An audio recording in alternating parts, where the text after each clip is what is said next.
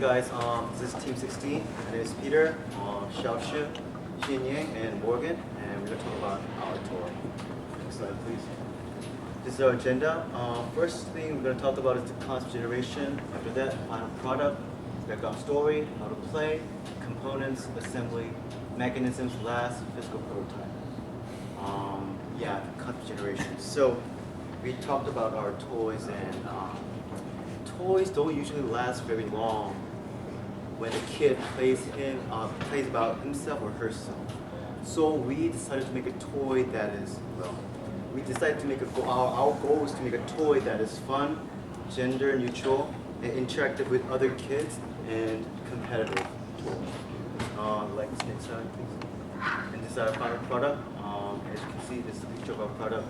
And here, this is the real one. And the name of the toy is Purdue VS Aliens. Next slide. We're going to show you a little video about our toy, how it works. As you can see, it's a bit slow because we're using a 4 battery case.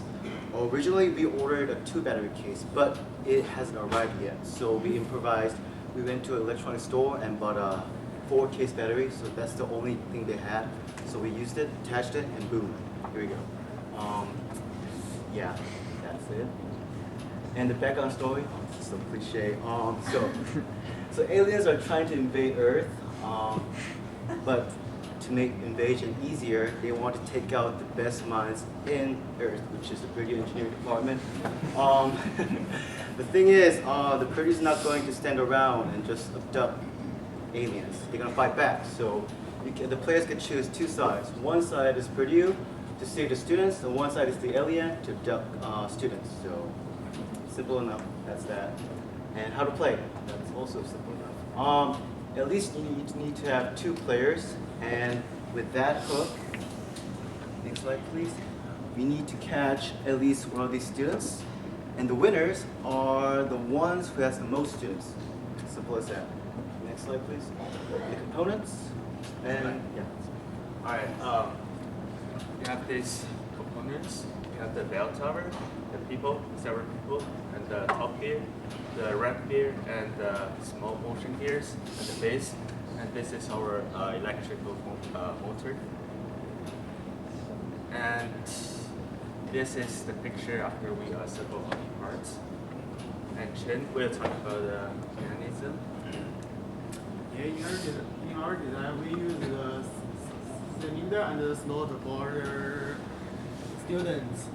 When in the ramp layer, which is under this one, they have several ramp on the layers. When the students go up to the ramp, their backpack will open, so we can hook the students up.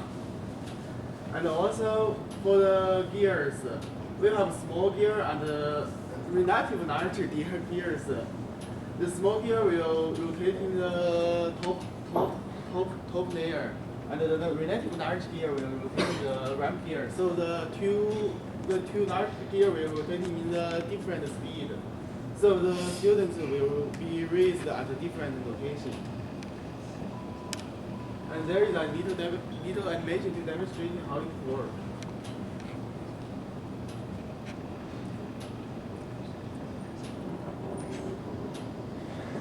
So we have 15 students on there. We only did the animation with 2 because it was very time consuming to set up 15 of them. See the basic motion. And then for making our final prototype, we had a bunch of parts 3D printed through the SLA process, and then also using the MakerBot downstairs for some of the ones that the tolerancing could be a little bit more lenient. And then we also laser cut the smaller motion gears, you can see here, and as well as the base out of acrylic. That gave us pretty good tolerance for those smaller gears. Then to make the appearance, we primed and painted all the different pieces, and then assembled it together using a lot of glue, mostly. So a few things that we would want to change about our design, kind of like Peter was talking about earlier. We have this 4 motor case. So originally we had a top on the motor case that would have enclosed all of these electrical things, but it didn't come in time. And these 4 batteries also make the toy turn a little bit too fast for a kid to actually be able to catch anything. But if we had 2 batteries instead, it would lower the power, which would make it be able to turn at a good rate for the kids to catch. So we can demonstrate it now if you guys want. So you basically just turn this switch, and then they go around. And you've been able to catch a few, but it's kind of hard. Yeah. Oh no. Yeah. And then like with the students, as you can see, if we take it out, its backpack is open, and then you can use the hook to stick underneath its back and then pull it up. Questions? Questions?